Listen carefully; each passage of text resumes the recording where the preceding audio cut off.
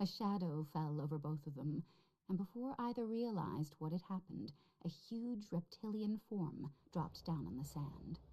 He interposed his massive blue shape between the orc and the human and cried out, "Jaina, don't!" Thrall could not believe it. Calicos, here? How had he found them?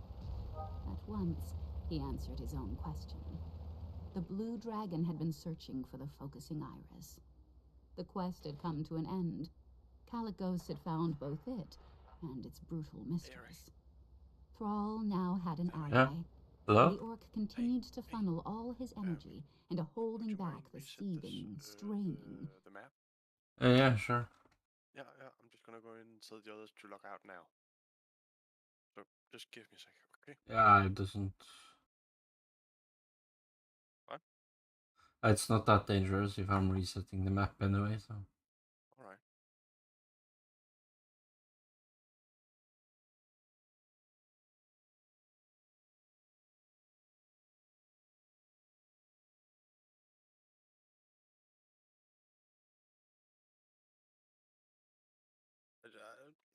Yeah, I don't know how long it will take, but what should I say to the others? I just need to remember where the save file is. Yeah.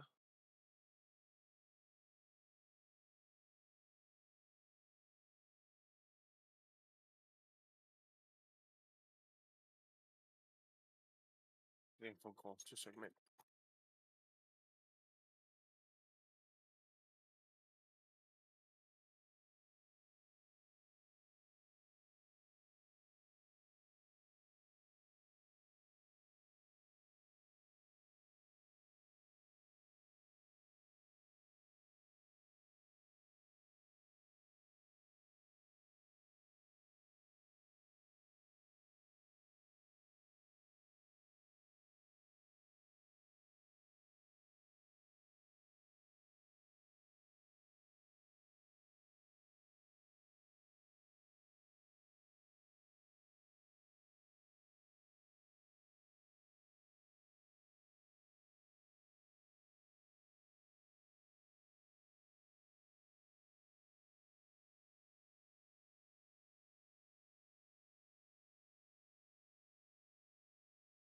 Thrall now had an ally, and the orc continued to funnel all his energy into holding back the seething, straining tidal wave. Jaina stumbled as Calicos landed in front of her. "Move aside, Calic," she snarled, trying to recover. "This is not your fight." He changed into his half-elven form, still interposing himself between her and Thrall. "But it is, you see," he said. "The focusing iris is not yours. It belongs to the Blue Dragonflight. It was stolen, and something cowardly and horrifying was done with it. I will not let that happen again." "It's not cowardly," Jaina cried. "It's justice. You went back to Theramore, Calic. You saw what was left. Oh yeah, very important. You didn't know them as I did, important. but Pained and Turvosh and Kindy, they were your friends too. There was nothing left of her but sand, Calic. Sand." Her voice broke on the word. Yeah. He made no move to fight her, even though she still stood in an attack pose. Even though she still had her hand on the focusing iris. "I too have lost those I love," he said. "I understand at least a glimmering of your pain." By the way, Eric, were you actually thinking about trying that new stretching out a hand map, and pulling Isle her. of Sipta? No, not at the moment, because I have to purchase it. It's a separate DLC, I think. What I feel. Yeah, it is, yeah. Are you so very sure? No, I just thought you had it, maybe, but yeah, but not it's alright. retreated. The others don't have it. Tell me if this sounds familiar. The initial incomprehension, the guilt, and the second guessing, and the numbness, because you can't take it in all at once. You can only take it in a little bit at a time, like opening a dark lantern, just a crack. The strange shock every single time as you realize, again and again and again, You will never see that beloved person anymore. Not sure if the map is reset now or not, but... The outrage. The desire to hurt the thing that hurt you. To kill the thing that killed them. But you know what, Jaina? It doesn't work that way. If you drown Orgrimmar, Kindy still won't be waiting for you in Theramore.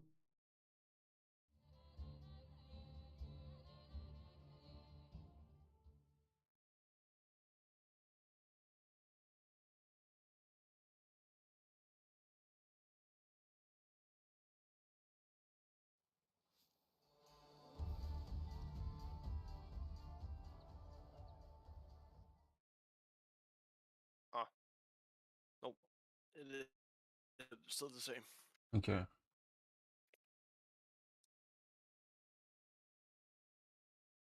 Boing.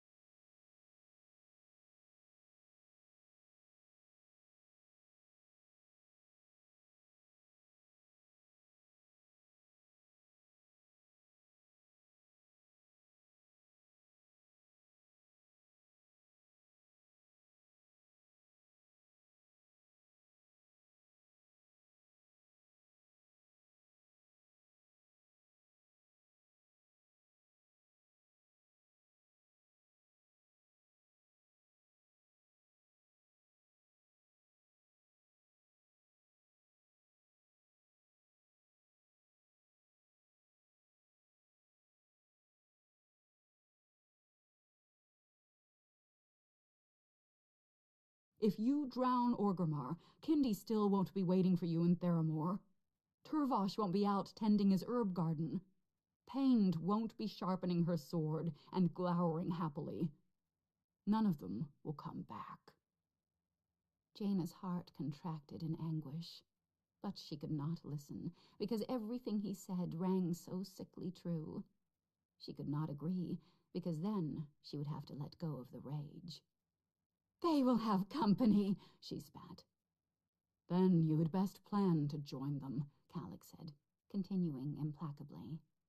Because you wouldn't be able to live with yourself if you did this. Because, Jaina, all those things I described, I felt. No. I felt so deeply, No. so intensely, that I did not understand how my heart could bear to continue to beat. No, he's not. I know what it feels You like, see what I sent you, by and the way? I also know that you can heal. The last little clip. It comes slowly and in stages, but you can heal. It's like, Unless you've done something to yourself so that you'll never recover. huh? And Leave. believe me, if you loose this wave upon thought it was Orgrimmar, great. you will be as dead as the ones you claim to mourn. I do mourn them, So the server Jaina just went shrieked. down? I do. I can hardly breathe, Calic. I can't sleep. I just see their faces. Okay, I found the remember correct them. thing to delete, Their so now it bodies. should be reset. The Horde must Oh, pay. that way. There you go. But not by your hand, Jaina, Julio and Maximo, not bro. this way. The voice came not from Calicos, but from Thrall. Jaina turned stormy eyes upon him. There is justice, and there is vengeance. You must see the difference between the two, or else you betray those who loved you. Garrosh! Garrosh is a thief, and a coward, and a butcher, Thrall said calmly. And you are doing precisely what he did, right down to using the same artifact that obliterated Theramore. Is that what you wish? Truly? To be remembered as that, even by your own people?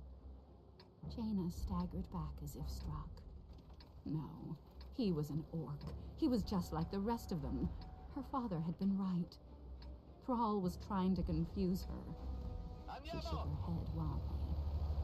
I am doing what I know to be right, she shouted. As did Arthas, when he slaughtered everyone in Stratholme, Calic said. Jaina stared, appalled and disbelieving. He continued as if he hadn't noticed. And he, at least, didn't act with hate in his heart toward those he killed. Is this what your legacy is to be, Jaina Proudmoore? to be another Garrosh, another Arthas.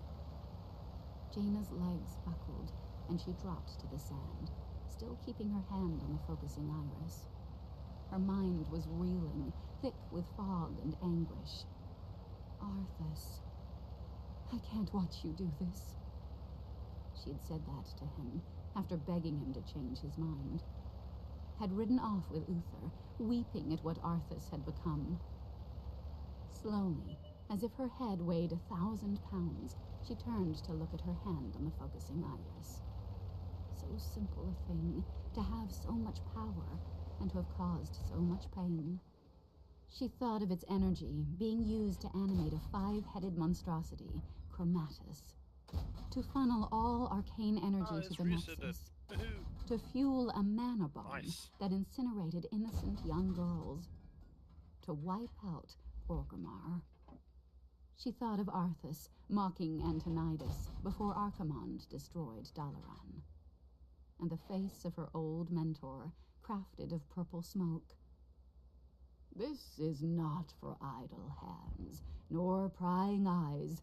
Information must not be lost, but it must not be used unwisely. Stay your hand, friend, or proceed, if you know the way. She had wanted justification so badly that she had seen his appearance as an can you pull me up invitation, there?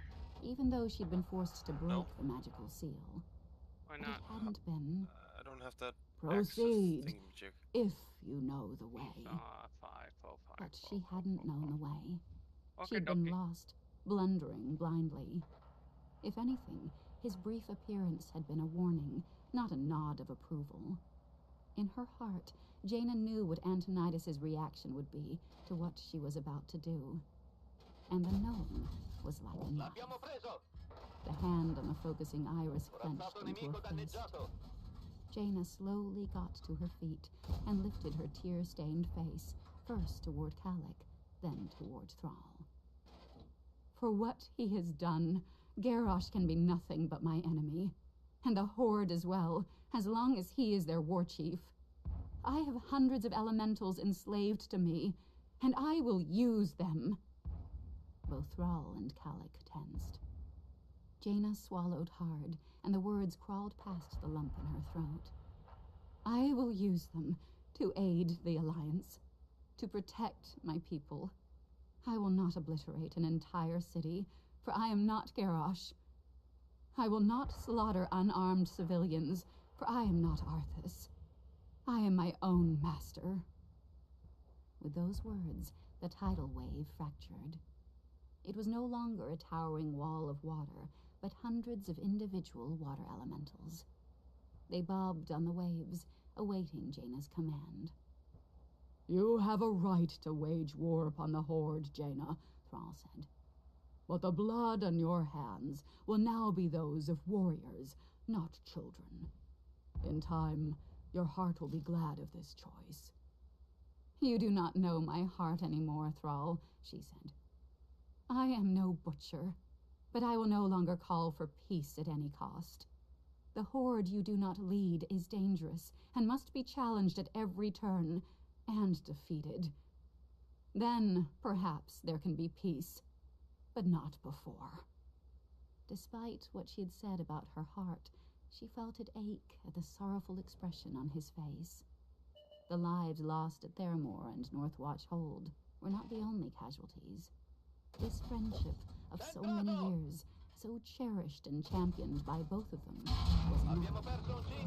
It would be a long, long time, if ever, before she could call Thrall friend again. And she knew he knew it.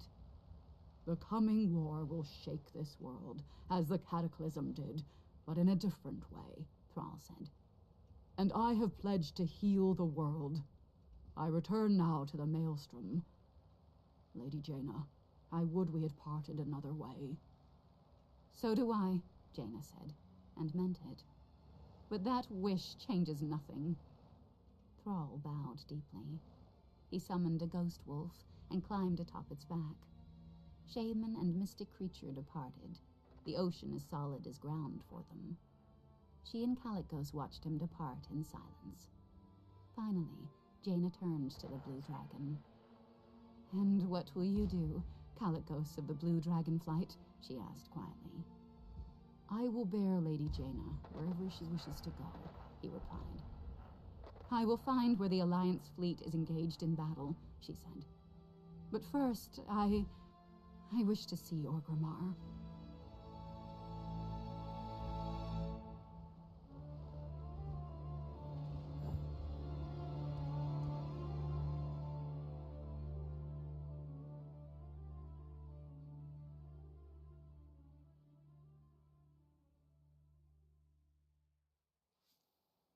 Chapter 26.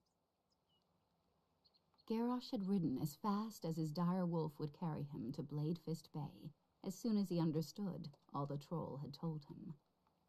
The ships had not yet arrived, so he commandeered the goblin vessel that seemed permanently moored there, to the surprise and pleasure of the small green captain. The craft chugged out to rendezvous with the other vessels approaching from Northwatch, with Garrosh, Malkorok, and many others on board. It did not go unnoticed, but fortunately the Alliance was not yet within range. "Faster!" demanded Garrosh, but there were no shaman aboard to make the oceans obey. Garrosh itched to pull alongside one of the vessels, leap onto the deck, and start slaughtering Alliance, but he could not. Not yet. He roared with frustration as the Alliance quickly and brutally dispatched the first brave Horde ship. He watched it go down, blasted in twain and licked by fire, and let his anger fuel him. Garrosh had been taken by surprise by the news, but had recovered quickly. The Horde fleet might have been scattered over Kalimdor, but its secret weapon could be employed anywhere. Despite being so greatly outnumbered, he knew that vengeance would shortly be his. As the goblin ship chugged valiantly toward the Alliance fleet, Garrosh laughed as several of the Alliance craft were suddenly swathed in fog. "Let them fear what is out there," he told Malkorok. "Let them feel the terror of not knowing what we do until they behold our true power." "Would that I could engage Varian myself on his own vessel," growled Malkorok. "He would not taste a swift death, nor an honorable one. He deserves only to outlive the rest of those who accompany him, and watch them despair and die," Garrosh said in agreement. Some of the Alliance ships had managed to evade the fog, or else had been out of range. They were bearing down hard now on the 3 remaining Horde vessels, but as the goblin vessel finally pulled alongside the Bonecracker, and Garrosh and the others leaped easily to the other ship's deck, the war chief was calm, even anticipatory. "Summon them," was all he said to the captain. Knock, knock. The troll took up the cry, and soon the call of "Summon them! Summon them!" was passed from ship to ship. The battle continued on, and the air grew thick with smoke from cannon fire. On nearly every deck, Horde fighters were bleeding or dead, impaled by cruel splinters of wood the size of a human's forearm. Healers rushed about, tending to those they could, while trying to avoid being casualties themselves. The ocean's surface, already surging fiercely with the violation of cannonballs, shamanic enforcement, and the flotsam and jetsam of the battle, began to churn in earnest. White froth boiled, and then something exploded up from the depths. The crew of the unfortunate Alliance ship only had time to gape in horror as the creature struck. Huge tentacles whipped about the mighty vessel, closing around it in a parody of a loving embrace. The Kraken, for such it was, began to tighten the coils, squeezing, and the ship splintered. Garrosh threw back his head and laughed. Other monsters arose from the cold heart of the ocean, angry and hostile at their enslavement, but unable to vent their rage upon their masters. They turned their fury instead upon the Alliance ships, snaking out tentacles to seize and shake, and sometimes fling the pieces they had made. Alliance soldiers of all races tumbled, screaming off their broken ships and into the churning waters, where the Kraken devoured them. "Come, Malkorok," cried Garrosh. "Let us take a few Alliance lives for our own." The Kraken are powerful tools, but I do not wish all my foes to simply become food for the fish. I am with you as ever, my war chief, Malkarak said. Up ahead, there was one Alliance ship that had, thus far, evaded the grasp of the Kraken. It had pulled about and, instead of firing its starboard cannons at the remaining Horde ships, was turning its full attention to blasting one of the Kraken. "Captain, take us there," he cried. "I have a thirst for Alliance blood." Only too grateful to oblige, and with an uneasy glance at the blue-black, shiny, half-submerged things churning in the water, the captain pulled along the port side of the Alliance ship, the Lion of the Waves. The crew cried a warning, but most of the attention was focused on the starboard side. With a grace belying their great size and muscular weight, the two orcs leaped the short distance between the vessels, and the fight began in earnest. Malkarak was swinging as he sprang onto the Lion's deck. A Draenei priest, engrossed in healing the ship's crewmen, was cut down without even realizing the threat.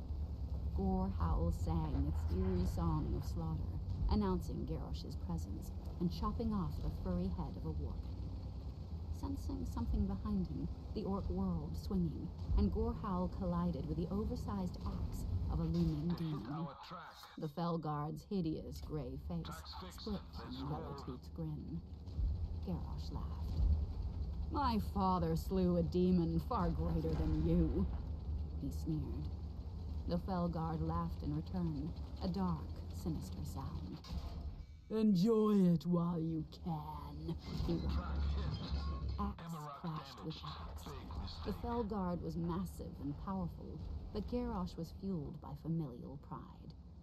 He thought of his father fighting Manaroth, one of the most... Nei, det koster 180 kroner. For sånn familiemedlemskap, så det blir litt dyrt. And he began to frown as Gorehowl struck home on his gray torso. Another strike. Det koster penger. And the Felguard toppled in chunks to the deck. "War Chief!" shouted Malkarak. His blades dripped scarlet, and there were no fewer than 4 bodies at his feet. "Behind you!" He barely turned swiftly enough to get Gorehowl up between him and the large, black-haired, nearly impossibly fast human who came at him. Ja, det kommer en ny funksjon tydeligvis som vi kan teste, så man kan se på YouTube-filmer sammen. Furious howl, more suited to the ghost wolf for which he had been named than a human. Garrosh grunted as the unique blade bit his arm and drew blood. He parried, in time to halt the blow from cutting deeper, and shoved hard. Varian staggered back, but Charlemagne descended again. "The ancestors bless us indeed," shouted Garrosh. "I knew you would die today, but I did not hope to have the luck to be the one to slay you." "I'm surprised you have the guts to take me on," Varian snarled. "You've grown cowardly since we last met. First Magnetar, then Elementals, then Kraken to do your dirty work. Did you run and hide when you dropped the mana bomb? I'm sure you were a safe distance away." Gorehowl sang again, sweeping low in a blow designed to cut off Varian's legs. The human jumped and whirled in midair, only to have Gorehowl nearly slice off his head as Garrosh followed through with the axe's movement. "You are slower than you were the last time we met," sneered Garrosh. "You are growing older, Varian. Perhaps you should let that sniveling son of yours be king. I will march on Stormwind when the Kraken have reduced your mighty ships to kindling. I will take your precious boy, slap him in chains, and parade him through Orgrimmar." He had thought to so anger the King of Stormwind that the human would explode in fury, fighting wildly instead of well. To his astonishment, Varian merely grinned, dodging the swing of the axe, measuring his next step. "Anduin might surprise you," he said. "Even lovers of peace despise cowards." Garrosh suddenly grew tired of the taunting. "Thrice before have we fought," Garrosh snarled, "and it is 3 times too many. This time, you die, and so does all that you love." Garrosh charged, swinging Gorehowl, and Varian danced away. Garrosh followed, all finesse and strategy gone. The world had narrowed to this one man and his impending death. As the two closed in tight, their faces mere inches from each other, they were abruptly hurled into the air. Garrosh flailed, holding on to Gorehowl by sheer will. He landed hard on the deck, and then was suddenly sliding down it.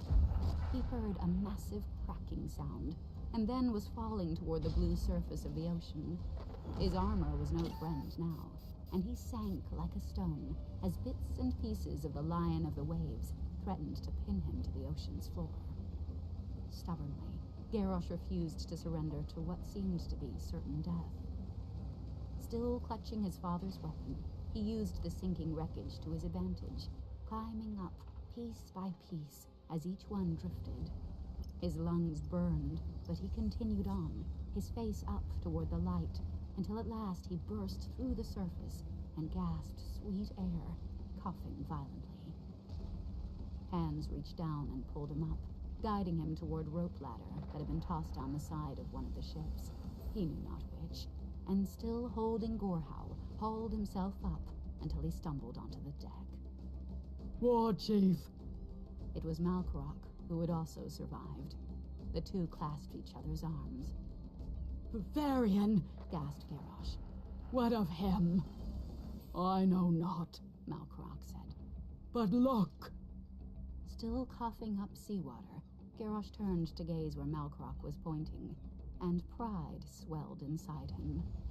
Everywhere he looked, Alliance ships were broken, burning, or desperately engaged in attacking the Kraken. The water was littered with the debris of dozens of vessels. Garrosh threw back his head, roaring his victory. Behold the might of the Horde, he cried. 4 ships against dozens, and it is we who triumph. For the Horde! For the Horde! Calicos held Jaina gently in his right forepaw while she cradled the focusing iris next to her body. They headed north. Jaina was unsure why she wished so fiercely to see the Horde capital, but Calic clearly trusted her change of heart and did not speak a word of objection. Did she want to reassure herself that there were indeed still innocents there, and her choice was the right one? Did she wish to see if she could somehow spy Garrosh and blast him to pieces? She was uncertain. Below them, following obediently and keeping pace with the swift flight of the dragon, were the bound water elementals.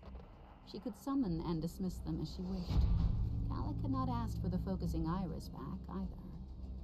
Jaina was more grateful for his unspoken and apparently unshakable trust in her than he could ever know. Up they went, past the Echo Isles and the aptly named Scuttle Coast, where Jaina summoned a few angry, out-of-control elementals to join with their kin. The wreckage, though old, saddened and angered her, and she wished she knew where Varian had chosen to direct the Alliance attack. As they approached Bladefist Bay, Jaina gasped, her eyes wide with shock and horror. The fleet. She had thought it would be attacking Feathermoon Stronghold or Darkshore, but it was here, and under attack. I would have destroyed the fleet, she thought. If I had sent the tidal wave, I would have destroyed both Orgrimmar and the whole Alliance fleet. Nausea swept over her, and gratitude to both Thrall and Calicos. But now was not the time to feel faint and weak. She had to act. For the fleet was not under attack from mere Horde warships. Garrosh, it would seem, had summoned Kraken to dispatch the fleet for him. As he had done with the Molten Giants in Northwatch Hold and the Mana Bomb in Theramore, he was acting in a cowardly and dominating fashion, wrenching the natural world or magic artifacts to obey him. "Fly closer," she called to Calicos. Calic folded his wings and dove, opening them just in time and almost anointing them with seawater as he skimmed swiftly over the waves. Jaina held the focusing iris close with one arm and, murmuring the incantation, moved the fingers of her free hand. Varian shoved the soaking mass of wet hair back out of eyes that stung from seawater. He clung to the wreckage of a ship, which one he didn't even know, and tried to assess the situation. So many ships had gone down, victims of the angry embrace of the Kraken. He had watched, helpless, as sailors made it to the surface and struck out for shore or ship, only to have a gleaming, slimy tentacle reach out and pull them down into the creature's hungry maw. He had no idea what had happened to Telda, or the white-haired warlock, or indeed any of the brave crew of the Lion of the Waves. Bitterly, he amended that. It wasn't entirely true. He knew, had seen impotently, that some of them had met their violent ends. He could only hope that Garrosh and that hulking Black Rock orc were keeping those good people company in the bellies of some Kraken. A few ships were still intact and firing upon the sea beasts. But light, there were so many of the cursed things, and each one wreaked such horror. Screams and the sounds of cracking timber filled the air. He recognized panic and despair trying to overcome him, and ruthlessly pushed the useless feelings back. They would not serve him now. Even anger would not serve him now. He leaped to another remnant of a ship, his eyes now fastened on one of the few surviving vessels. He would be an easy target for a misplaced cannonball from one of his own ships, and only a morsel for a Kraken. But he was one man, and did not attract the notice of the great monsters, and by sheer will, he made his way close enough to the ship called the Ocean's Lady. Cupping his hands around his mouth, he called out. A worgen, racing about on the deck, heard him, sharp ears swiveling. He loped over to the side of the ship and leaned over, waving one of his powerful lupine arms. Majesty, we'll send someone to... Retreat! Now! Varian shouted. If they stayed and fought the Kraken, all that would remain of the once mighty Alliance fleet would be a list of names and grieving families. Those are my orders. Retreat, every last one of you. We can send out, No! I'll make it to shore, as will the rest of us, Varian cried. Take the ships and get to safety while you can. The worgen looked stricken and flattened his ears unhappily, but nodded. A few moments later, the Ocean's Lady began to turn slowly to port, heading east, back home to Stormwind. But the Kraken would not let them. As Varian watched, unable to stop it, the Kraken followed the fleeing ships. The Horde victory would be complete after all. Varian arched his back and let out a primal howl of fury and grief. This could not, should not be happening. There had only been 4 ships, and yet Garrosh had won again. Varian would not, as he had reassured the worgen, go quietly ashore to live to fight another day. He would have done so if the fleet had survived. But now there was nothing left. No hope, only a glorious death, achieved while taking as many of the enemy with him as possible. The Kraken would not feast solely on a lion's flesh. He still had Charlemagne, and now he drew it, clutching it tightly. He looked around, searching for any Horde fighter who, like Varian, had found reprieve in a piece of a broken ship. There, a sudden Tauren was clinging to a curved chunk of wood that looked like part of a hull. He was attempting to clamber up atop it, but failing. Snarling, Varian sprang, cat-like, landing squarely on the floating debris, and brought his blade down. Blood spurted up, pattering him, and adding a copper tang to the salty taste that was in his mouth. 1. The King of Stormwind searched for another target. At that moment, a shadow fell over him. He looked up and saw the silhouette of... a dragon? The water around him surged upward, taking on form and shape.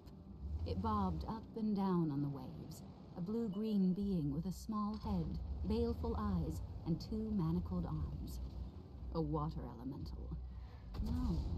No. hundreds of them, all suddenly dancing atop the surface of the ocean. They flung themselves on the Kraken attacking the Alliance fleet. One of the monsters had surfaced, so that its huge flat eyes were visible, and it let out a horrific, eerie wail as it was set upon by dozens of determined elementals. Varian suddenly leaped clear as a frantic tentacle slammed down on the water with an ear-splitting crack. Realizing he was safer in the ocean than on its surface, Varian filled his lungs and dove. It was an astounding spectacle. The gargantuan Kraken flailed with their massive tentacles, while the smaller elementals swarmed around them. Incongruously pretty ribbons of dark red began to tinge the water as the elementals literally ripped the Kraken apart. Varian swam away from the wreckage into more open water. Another Kraken struggled for its life, its sluggish brain no doubt more surprised than fearful that anything would dare to attack it. Still another floated on the surface, two of its limbs bobbing near it. Varian's lungs burned, and he struck upward, swimming strongly. As he broke the surface and gulped in air, he was suddenly seized and borne aloft. He started to struggle, but a familiar voice called out to him. "Varian!" Of course, the water elementals. He turned in the grip of the blue dragon to see her clasped in the Leviathan's other forepaw. Her white hair was whipped about by the wind, and her eyes still had the strange arcane glow. But there was something about her, a sorrow, a resignation on her face, and yet a sort of peace that had not been there previously. She pointed down, and he shook his head at the spectacle. There was not a single Horde ship, although he could now see that plenty of them were gathered on the shore, thinking to take the battle there if any stragglers survived. The Kraken, fully 8 of them, were no longer a threat. Their massive corpses bobbed on the waves, glistening in the sunlight. Varian felt a stab of loss as he saw how many ships the grotesque creatures had destroyed, but many yet remained. Still obedient to Jaina's will, the water elementals, tiny from this vantage point, awaited their new commands. "You attacked the Kraken," Varian said. "Not Orgrimmar." "No," Jaina said. "Not Orgrimmar." He smiled faintly. "You saved the fleet, Jaina. Thank you. And now, if this good dragon will set me down on one of my ships, on to Northwatch."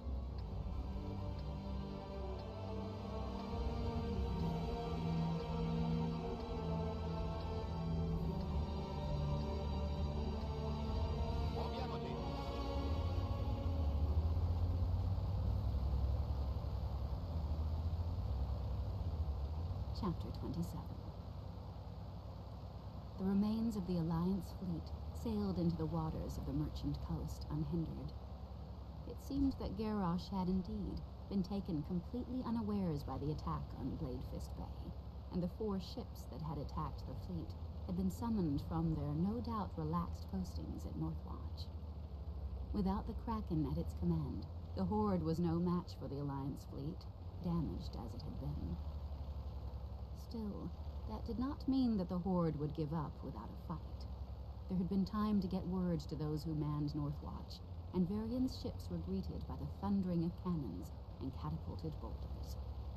"Return fire!" ordered Varian.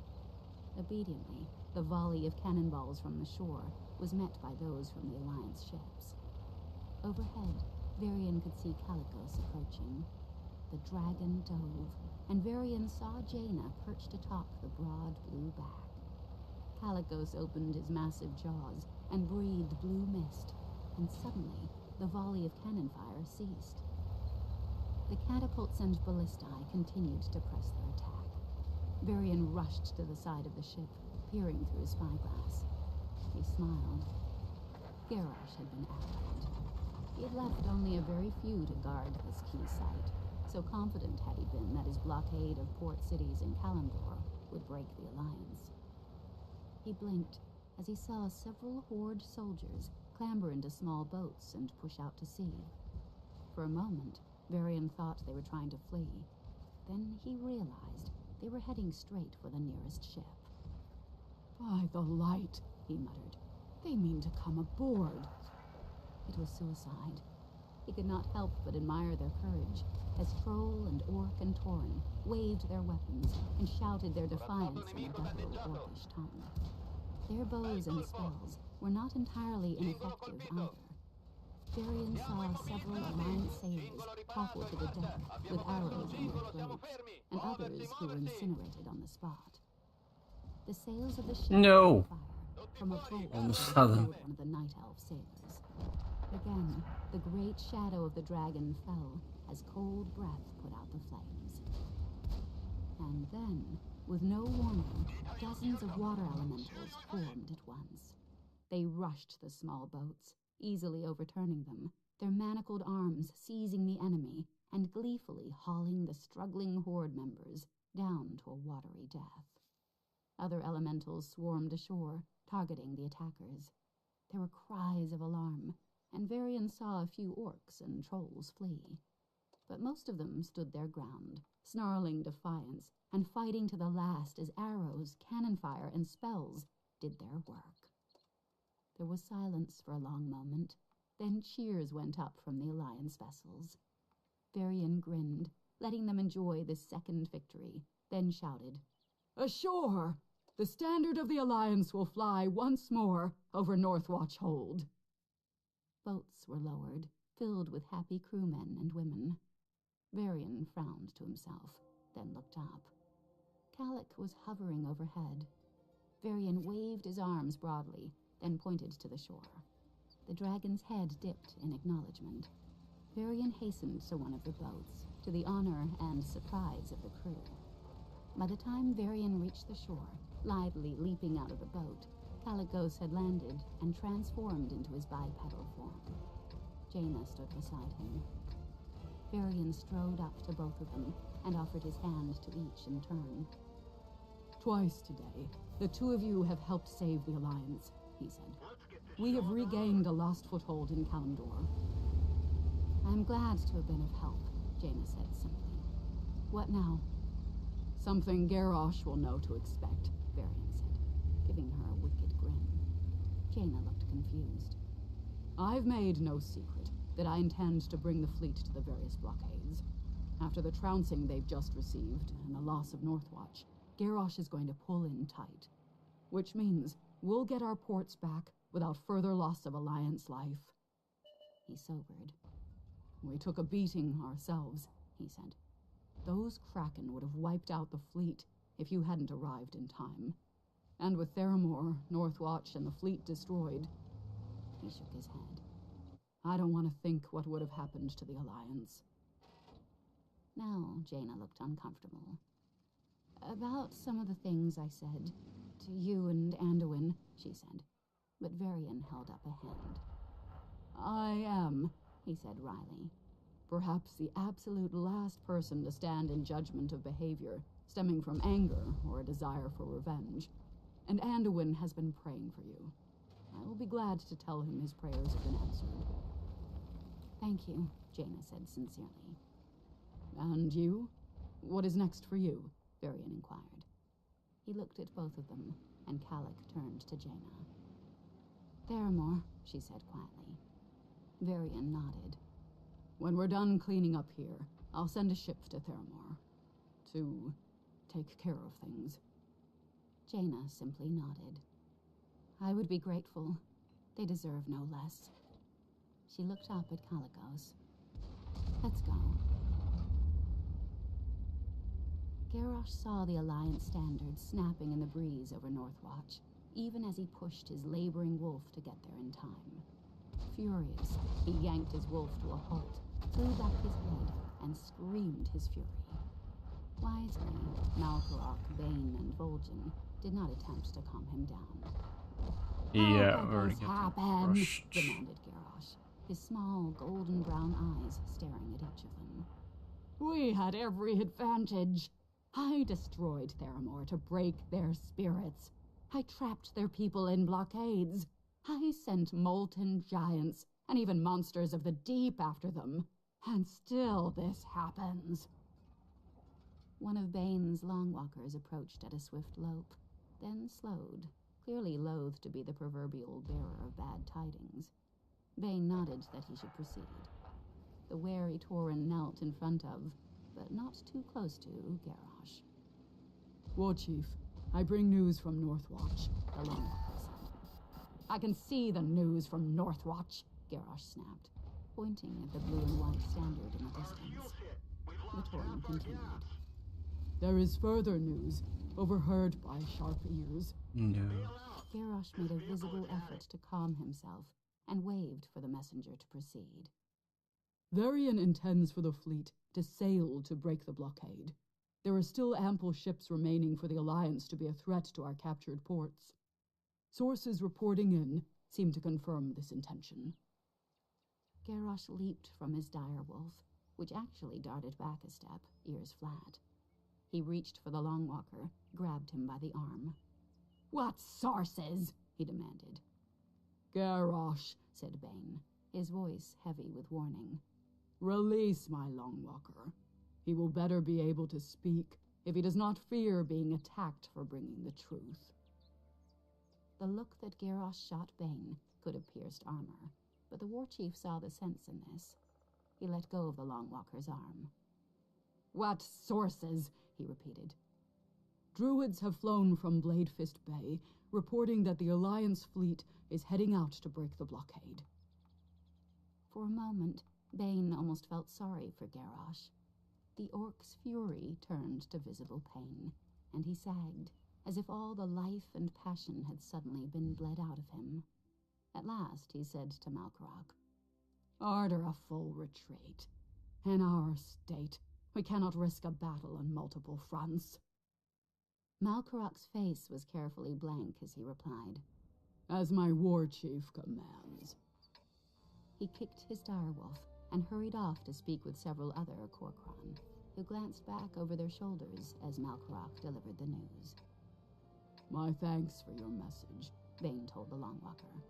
"Go and eat, and have your wounds tended to." The other Tauren bowed and gratefully left to obey. Bane turned to Garrosh. "I commend you, War Chief." Garrosh looked at him askance. "Why?" "For recognizing the folly of this path. This war was ill-advised, and I am pleased that you have turned from—" "I have not turned from anything, Tauren, and you tread on dangerous ground," Garrosh said warningly. "For someone with such large ears, you still manage to misunderstand what you hear. I do not intend to end this war. I intend to escalate it.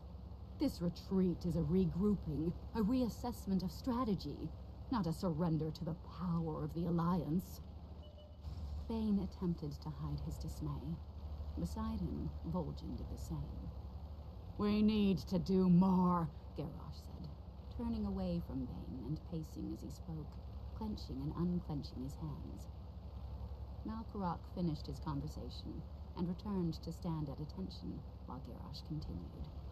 "More ships, more weapons, more elementals, and beasts and demons obeying our commands. More soldiers need to be conscripted. Male, female, child, they can all contribute to the glory of the Horde." His spirits were obviously lifting now, and his eyes were distant, focusing on the future, and not the present with its stark message of ruination and disaster. "I thought too small. That was the problem. This is no longer about taking over Kalimdor. It is about crushing the Alliance utterly, wiping their filth off the face of Azeroth, burning Stormwind to the ground, and Rin with it. A war, not for control of a single continent, but for conquest of this very world. We can do this. We are the Horde. But victory will be ours, only if our plans are sound, our wills focused, our hearts strong and true." "Garrosh Hellscream," said Bane calmly. "I ride now for Mulgore with my braves. There are far fewer of them than when I rode out to answer the call of the War Chief of the Horde. My loyalty to the Horde is deep, and you cannot gainsay me on that. But know this, I fight for the true Horde, not one that utilizes methods both unnecessary and shameful." There must never be another Theramore. Not if you wish the aid of Bane Bloodhoof. Garrosh stared at Bane with narrowed eyes, and a slight smirk that Bane could not interpret. Duly noted, he said. As he gathered up the reins of his Kodo, Bane glanced at Vol'jin. The troll looked at him sadly and gave a nearly imperceptible shake of his head. Bane nodded slightly. He understood Vol'jin's reasoning. It was the same as Bane's own. Vol'jin needed to protect his people from the wrath of an offended Garrosh. A world war. As Bane headed west, toward home and the serenity of the rolling plains of his beloved Malgor, he could not decide if Garrosh was mad with power, or simply mad. How long had it been, Jaina asked, since her own personal cataclysm? She had lost count of the days, but surely they'd not been many. A fortnight would be too long. Only a fortnight, less, since she'd been fretting about Thrall's disinterest in deposing Garrosh, the restlessness in her spirit. Since she'd eaten delicious pastries with Kindi, and her biggest worry had been the thought of her apprentice smudging books with frosting. Like a sword, she had been tempered, ruthlessly and efficiently, plunged into the coldness of hatred and revenge, from the fire of anguish, and back again, reshaped, remade, reforged. But now, like steel, she would withstand much. She would not break or shatter, not from grief or pain or rage. Not anymore. She arrived in Theramore not by teleporting, and not alone, but on the broad back of a great blue dragon. Kalik landed outside the city limits, on the beach, where once they had walked and talked, hand in hand. He crouched low to enable her to slip more easily to the earth. Shifting into his half-elven shape, he stepped beside her. Jaina, He said. it's not too late to change your mind. She shook her head. No, I'm all right, Kalik. I just need to see, with my own eyes, clearer now. They were indeed clearer, both literally and figuratively. The arcane energy that had so poisoned her had faded. Her hair was still white with a single gold streak. That damage would not ever be undone. But the strange white glow was gone from her eyes. The arcane residue, too, had dissipated from Theramore. It was safe, physically at least, for Jaina to return to the blasted city. They walked up the slight hill to the path. There were no bodies here. There had been time before the bomb had fallen to gather Wymore and the others, who had so gallantly defended the city by the sea, if not yet to bury them. The Horde, too, it seemed, had come for its dead. Though the glowing arcane energy had faded, the skies were still rent. Here and there, twisting ribbons of magic, glimpses into other worlds, could be seen, even in daylight. Jaina stared, first at the wounded sky, then at the open gate, swallowing hard. A warm hand slipped into hers. Kalik's grasp was tentative. He would pull back if she wished him to, but she didn't. They walked slowly into the city of the dead. Having seen the destruction once before, Jaina was at least somewhat prepared for the sight. Though familiar, it remained horrifically tragic, and her heart was ripped in twain again and again as she beheld the fallen. The buildings still listed, deformed or broken by the arcane. But at least the earth was starting to heal. She no longer felt the wrongness pressing up against the soles of her feet. She shivered as a cold wind brushed past her. Curiously, she turned to Kalik, who had created it. Then she understood, and felt a rush of sorrowful gratitude. Both the coldness and the vigor of the wind kept the stench of so many corpses from becoming overwhelming. They can't just lie here, Jaina said, aware that her voice shook. They won't, Kalik said, reassuring her swiftly. Now that it is safe, we can give them a proper farewell. He didn't say burial. Not all the fallen had bodies left to bury. Those who'd been peculiarly levitated had succumbed to gravity, and now lay, more naturally, on the earth. The items she had noticed on her first visit, which had been scattered with strange abandon, had mostly been scavenged. She felt a rush of anger, but quickly damped it. The Horde had been defeated for now. Garrosh had been dealt a devastating and shameful blow. She wasn't here to rage and hate. She was here to observe and mourn. Her foot slipped, twisting slightly as she stepped on something partially buried. The sunlight glinted on a silver metallic shape. Jaina bent to work the weapon free from the earth, and as she did so, astonishment and something akin to awe filled her. She lifted it up, and the dirt simply fell away from the beautiful ancient weapon, as if nothing so base could sully it. It looked as new as the day it had been forged. She held it reverently, but it did not glow at her touch, as it had done for first a human prince, and then a Tauren chieftain. "Fearbreaker," she murmured, shaking her head in wonder. "I can't believe it." "It is lovely," Kalik said as he regarded the mace. "It looks to be of dwarven make, if I'm not mistaken." "You aren't," Jaina replied. "Magni Bronzebeard gave it to Anduin, and he in turn gave it to Bane Bloodhoof." Kalik raised a blue eyebrow. "How that came about is a story I should like to hear one day." "One day," Jaina said in agreement, but did not add, "but not today." "How odd that I should come across this now." "Not odd at all," said Kalik. "It is clearly a magical weapon. It wanted you to find it."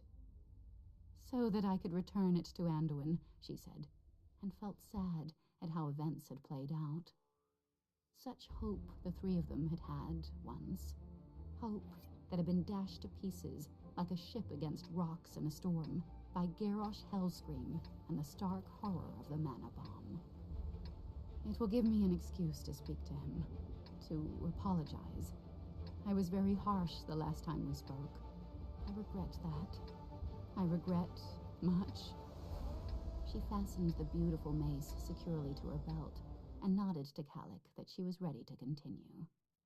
They walked on, hand in hand, silent and respectful, and then Jaina's heart was wrenched yet again. Here was Payne's body, where Jaina had found it before, and Aubrey and Marcus. "Their bodies," she said. "They look..." "Unchanged," Kalik said. "The arcane energy is faded from them." He said no more. He didn't have to.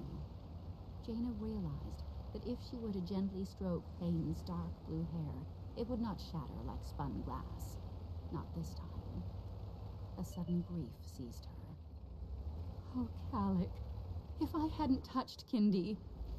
"We will gather what remains of her, Jaina, gently and with love," Kalik said, forestalling her self-recrimination. "From what I hear, her parents have already found a sweeter way to honor her memory." Jaina shattered. A sharp sound of grief, of helplessness, broke from her, and before she realized it, Kalikos had gathered her in his arms. They closed about her, warm and strong, and she pressed her cheek against his chest and sobbed. I think I'm gonna watch a TV show or something, so I'm gonna stop the And as stream. her grief went from agonized sobs now. to subdued weeping, she realized she could hear two things: Kalik's heart beating steadily against her ear, and his voice, soft and low, singing. Jaina couldn't understand the language, but she didn't have to. Sweet and sad, it was an elegy of some sort, a song to mourn the fallen, a song that had likely existed since before